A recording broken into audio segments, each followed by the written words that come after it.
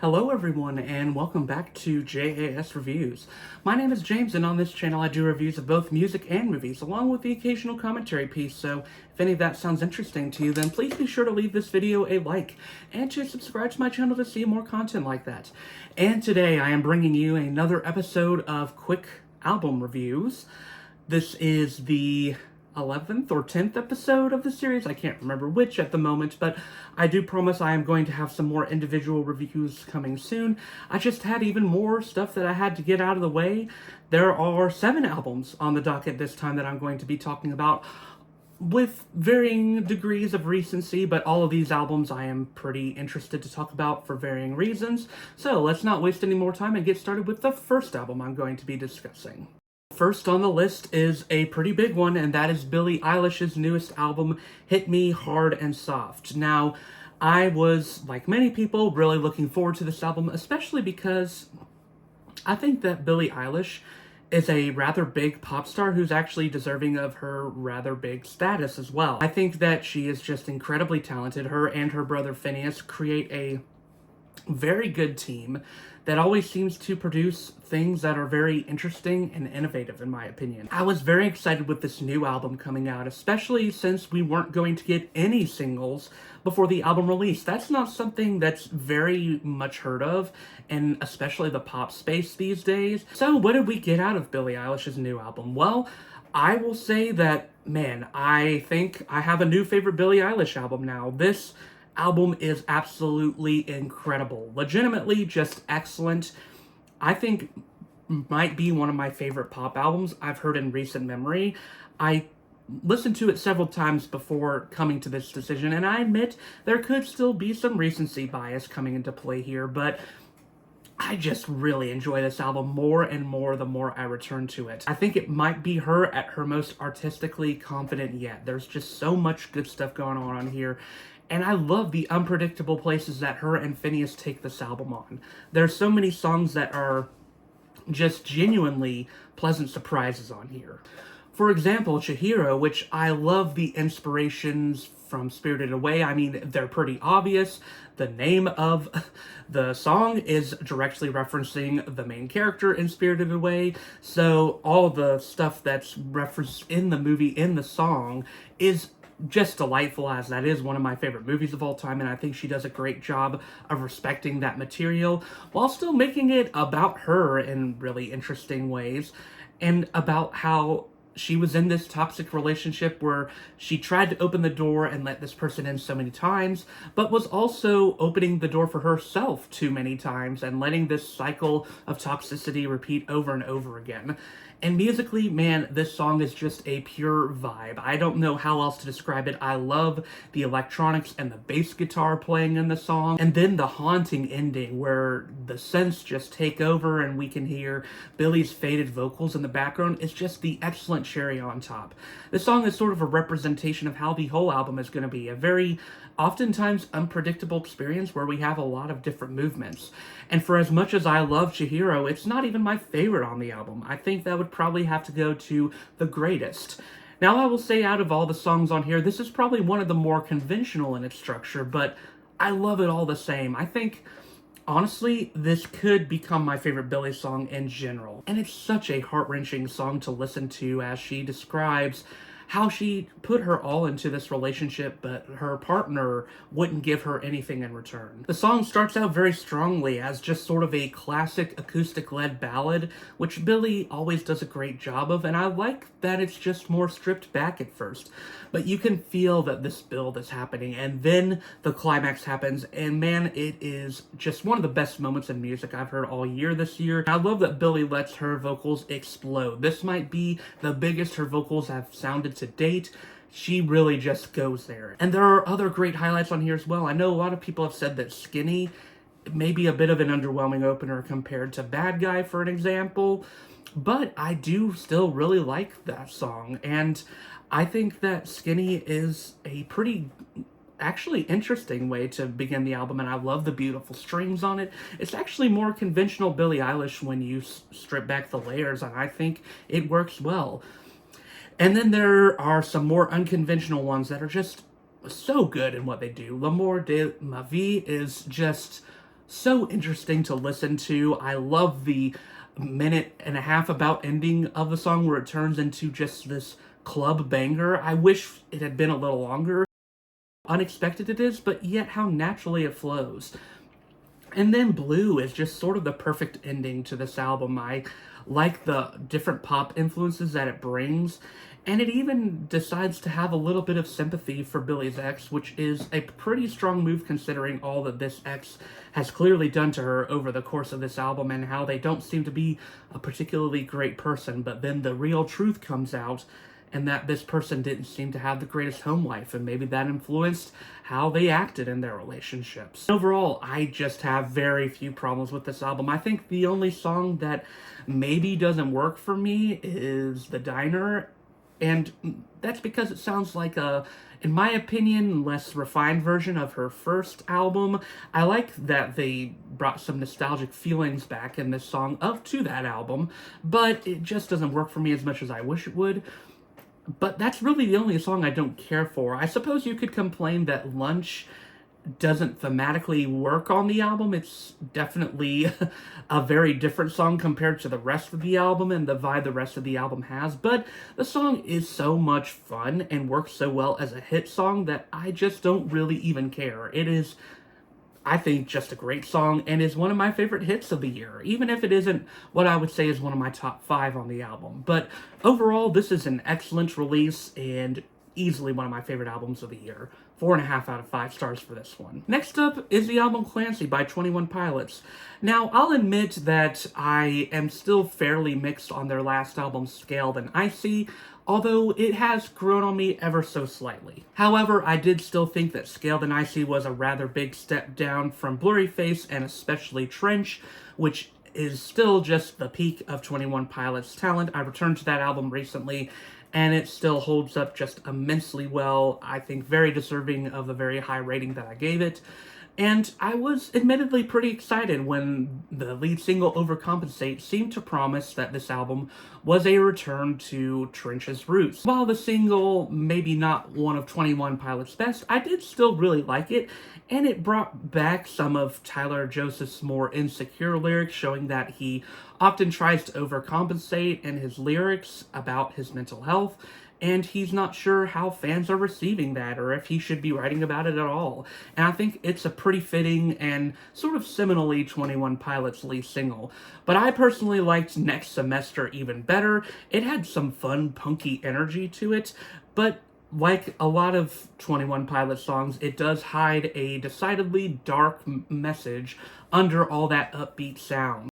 I was very interested to see what we were going to get out of this album, and I'll admit, if you were going into this expecting that it was going to be a totally Trench-like album, then you're going to be left feeling a little disappointed at first, because I do think the marketing for the album was a little deceptive. I don't really think this is Trench Part 2 like some people were wanting it to be.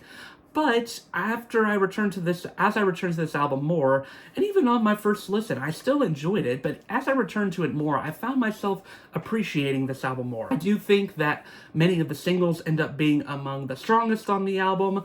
Overcompensate and especially Next Semester are both pretty great cuts. Overcompensate has actually grown on me over time. I also think Backslide is pretty good, and this one's definitely more reminiscent of the Blurry Face era, and in fact, a lot of this album does feel more like a Blurry Face album than it does a Trench album, so if you're not the biggest fan of Blurry Face, then you may not like this album, but for those who do, I think they'll be happy to see a lot of those elements coming in. But at the same time, I do appreciate that this album has elements that make it distinctly its own thing. For one, I would say this is probably 21 Pilots' most drawn back album in many ways. I actually do enjoy that 21 Pilots plays things a little more restrained on a lot of cuts on here. For example, the very vibey Routines in the Nights works as a more subtle synth-driven song because it's talking about Tyler Joseph's insomnia as a result of struggling with mental health issues late at night. And there are even some songs that start out subtle that get a little more bombastic as they go on. For example, Oldie Station, which is just such a heartwarming song. I sort of love the hopeful nature of it and how it is basically Tyler Joseph dealing with his suicidal thoughts, but realizing that he needs to push on through, as he says over and over. And then there's the touching bridge where because he pushes on through, he's able to appreciate all these simple things in life that he just puts more value into because he's able to live to see them. But that doesn't mean that this album isn't without its really fun upbeat moments. For example, Navigating, which is easily one of my favorite 21 Pilots songs, sees them bringing back some rock for the first time in a while. This is probably the most upbeat sounding rock song they've had since Jumpsuit. While it doesn't reach the intensity of that song, I still found myself just absolutely loving this one. The combination of synths and guitar work is expertly done, and while the way they say Navigating in the chorus is a little awkward and stilted in my opinion, at the same time, it sort of fits thematically with the song because the song is about trying to awkwardly navigate through Tyler Joseph's own mind. I also found Vignette to be a pretty good song, although I think some people will probably not like the falsetto on it, and admittedly, I do usually not hate Tyler Joseph's falsetto, and on this song it can get maybe ever so slightly grating, but the stuff that works in this song really does work very well. And Paladin Straight is a great epic way to end the album. I just wish it had been without the voice-acted ending that brought a little bit of cheesiness to it that was something I never particularly enjoyed about Blurry Face. But the other stuff in it is interesting, and it is probably the most lore-heavy on the album, besides maybe Overcompensate. Now, as far as issues with this album, like I said, it is a little downbeat in places, and there are definitely parts where I can feel that I just want it to sort of get going to the next moment. I don't particularly care for Midwest Indigo. I know a lot of people do seem to like that one, but this one just doesn't stand out to me that much. I also think that The Craving, even though it is a very sweet song, I don't think it's actually one of Tyler Joseph's better ones about his wife. And Lavish is a little too short to leave an impact and is decidedly one of the most uninteresting lyrically and probably the weakest song on the album. But overall, I did still really like this, and I do think it is a return to form for the band, for the duo, I should say, and I think I find it to just be really strong overall. I really enjoyed a lot of moments on it, and even if it isn't necessarily what we promised, I don't think that's a bad thing here. Strong 4 out of 5 stars for this one. Next up is the long-awaited follow-up to Bring Me the Horizon's EP Post-Human Survival Horror, entitled Post-Human Next Gen. This album has been a long time coming, and I think I can sort of figure out the reason why that was. I mean, it's sort of clear when you put the pieces together. Originally, Bring Me the Horizon was going to release their Post-Human series as a set of EPs. But I honestly think because of maybe a combination of COVID happening and just the fact that they wanted to refine the songs a little more, the EPs never really came to fruition. So we waited for 4 long years for them to essentially, what I think happened is put all the EPs together into one longer album, which is Next Gen. And even when this album was announced, it got delayed for ages. In fact, there was a point where I just essentially gave up on the album coming out because it got more frustrating as it got delayed more and more. Nevertheless, my complaints for that aside, what do we get out of this album? Well, I will have to say that my feelings on this album are overall positive, but it's one of the most complicated positive feelings I've had to an album in a while, and I'm going to explain why. Now, first, I think we need to get one obvious out of the way, and I don't think anyone is going to disagree with me on this, I should say. Not even the biggest Bring Me the Horizon fans. This album is a bit of a mess. I mean, at 16 tracks, and even the look of the track titles with the capitalizations and lowercases being randomly put all over the place, and the slew of features that seem to be sort of all over the place, I don't think that anybody would debate that this album is a bit messy. And I do think it makes for an experience that can feel a little bit like Whiplash. In fact, a lot like Whiplash, especially the first time you listen to this release. Now, some are going to like that, especially with an album called Post-Human Next Gen, and the idea being that all these wild elements are coming together to create the next generation of metal sounds, but some people are going to decidedly not like that.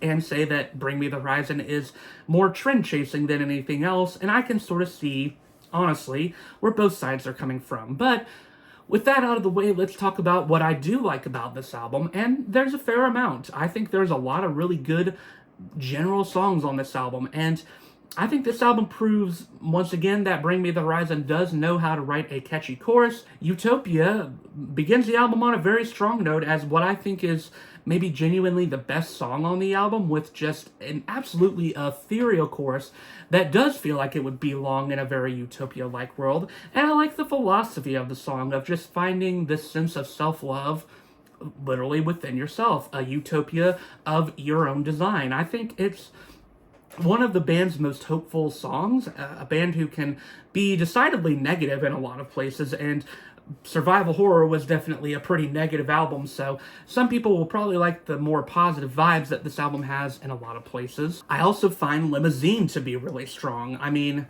this one is so clearly inspired by Deftones, you would be hard-pressed to not see the obvious influences there. I also think that Aurora was actually a pretty solid feature on this song. I really liked what she brought to it, and I thought that the ending of the song was really fun. All the build-up leading up to this big, really fun explosion is very fitting for Bring Me the Horizon, and I think shows that they still know what to do when they are absolutely on top of their game. I also really do like Stranger still. I always really liked this single. It is a little basic, and maybe it is just very clear radio rock ready, but I really like That's the Spirit, Bring Me the Horizon's most radio rock album ever. So this song feeling like it could fit right onto that album and not miss a beat was not a problem for me at all. That also goes for Dark Side, which I think is a pretty fun Linkin Park inspired song. Kool-Aid is a metalcore inspired song that is admittedly very all over the place in terms of what it's doing, but I like how unpredictable it is, and it resolves into a very fun song that I think is a great way to begin off the album. And that also goes for Amen, which has such a strangely fitting feature from Lil Uzi Vert. But now we get to some of the issues of this album. And like I said, this album can come across as a mess. I think it can be a bit of a whiplash to go from Utopia to Kool-Aid, for an example, which just feel like two songs on the totally opposite ends of the spectrum. And then there are songs that within themselves just feel very all over the place. Top 10 Statues that cried blood, while having an admittedly pretty catchy chorus that is hard to get out of your head. The rest of the song I just don't really care for. The electronics are very glitchy and distracting. This song is just a total mess to me, and is definitely one of my least favorite on the album. I think, unfortunately, my least favorite has to be A Bullet With My Name On, featuring Under Oath, and or NA. It's hard to decide between these two because I dislike them both for different reasons. Now, the one, A Bullet With My Name On, I do like the points where it feels like classic Under Oath. Those points do appear, but they're very few and far between, and I honestly feel like Under Oath were a little underutilized here. NA is sort of the same thing, but I dislike it for a slightly different reason with its edgy lyrics. I like that Ollie is being vulnerable about his struggles with drug addiction, but it's wrapped up in this song that just feels sort of jokey, and I'm sorry to say, but a little obnoxious. I also can't help but feel that it just sounds like a worse version of a Green Day song. Lost is a song I have very complicated feelings on. This is one where I like the attempt to bring the hyperpop influences into it, because they're very clearly there, and the chorus is definitely pretty catchy, but at the same time, the production is just, I think, a little too obnoxious for me to ever fully appreciate the song. The high-pitched sense in between, just, I do not really care for. I don't even know why this one was included on the album, except to maybe up streaming numbers, because this song was released 3 years ago, and this one feels maybe the most alien to the album in a lot of ways. I don't find the song to be particularly impactful out of the guitar solo, and then the interludes aren't particularly interesting either, any of the OSTs. I just didn't find any of them to be particularly interesting for me, and they felt more like they would be on that songs to ... album that I did not care for at all. Yeah, overall, my opinions on this album, they're complicated, but the moments that I like, I do really like. I do think there are some very strong moments on this album that lift up quite a bit.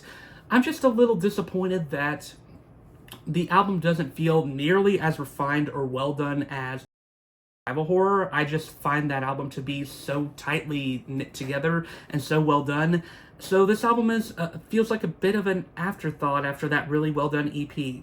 So I'll give this one a strong 3 to a solid 3.5 out of 5 stars. I'm not sure which way I'm leaning more, but it just depends on how I feel about this album on any given day. Like I said, my feelings are complicated on it. Next up is Radical Optimism by Dua Lipa, and overall my opinions on this one are fairly simple. While I don't think this album is a future nostalgia, it was going to be hard to match up to that album in the best of circumstances. That one has songs that have stayed in the popular zeitgeist for years after its release, but I don't think it was trying to be, and I think that's okay. This album is its own thing, and I think it stands well enough on its own.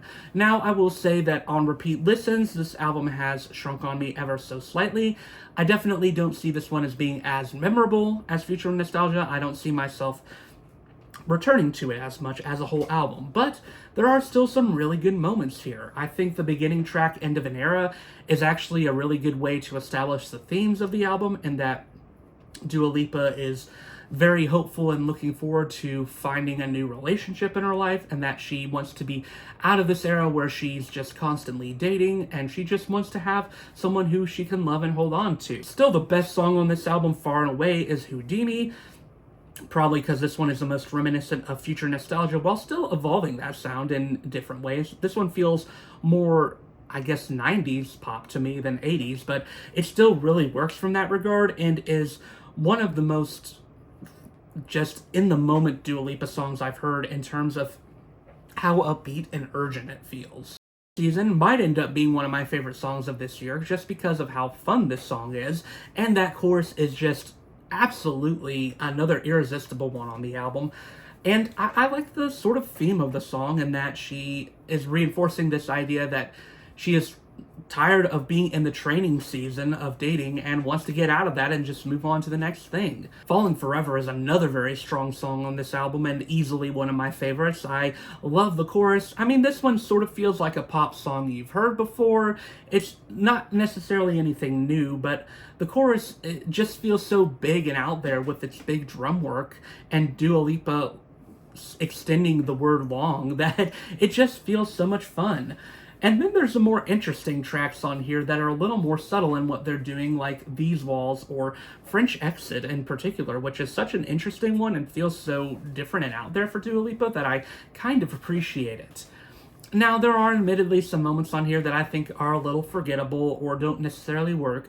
Illusion feels like it's trying to be the next Physical in some ways, but it just doesn't work to the same degree at all. It's trying to have this big drop in the chorus, but I don't think the drop really works because the production feels like it draws back a little bit.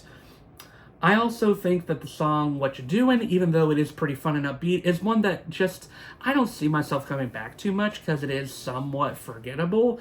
And Maria, while it has some really sweet sentiments in it, and I actually like thematically that the song is about appreciating this ex that was in the Dua Lipa's love interest's life, the rest of the song just compositionally isn't one of the more interesting on the album.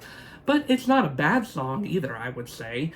And then Anything for Love, unfortunately, is a track that is too short to really leave much of an impact. I do think this is a solid album from Dua Lipa. In fact, I think it's a pretty good one. The strong songs on this I really do like a lot, although I think the beginning half of this album is ever so slightly stronger than the ending half. Solid 3.5 out of 5 stars for this one. Next up is the album Older from Lizzy McAlpine, which was an album I was pretty heavily anticipating, especially considering how much I enjoyed her debut, 5 Seconds Flat, an album that has only continued to resonate with me as I've returned to it over the years. Now, admittedly, I wasn't sure what to expect with this album, especially because the lead singles didn't necessarily give me any sort of indication of what this album was going to be like. Older, the lead single, felt like something we could have had on 5 Seconds Flat, and is definitely one of the strongest on the album still. And I think it does show Lizzy McAlpine maturing and realizing her role in relationships, and how this particular relationship let her down, and how she has to come to terms with that. That the rest of this album actually tends to be more in line with older, but maybe a little less interesting than the title track itself. And I would say as a whole that this album definitely doesn't work quite as well as 5 Seconds Flat. I think the biggest disappointment for me is that this one doesn't feel like it has as many varied moments as 5 Seconds Flat did. But that is what this album is. It is an acoustic album filled with mainly ballads about Lizzy McAlpine struggling with this breakup that she's going through. It's not something that you haven't heard before, and it's not something that you're going to be surprised by, but I did still find a lot of moments on it to be solid, and I do think that Lizzy McAlpine's lyrical vulnerability does make a lot of these songs shine brighter than they probably normally would.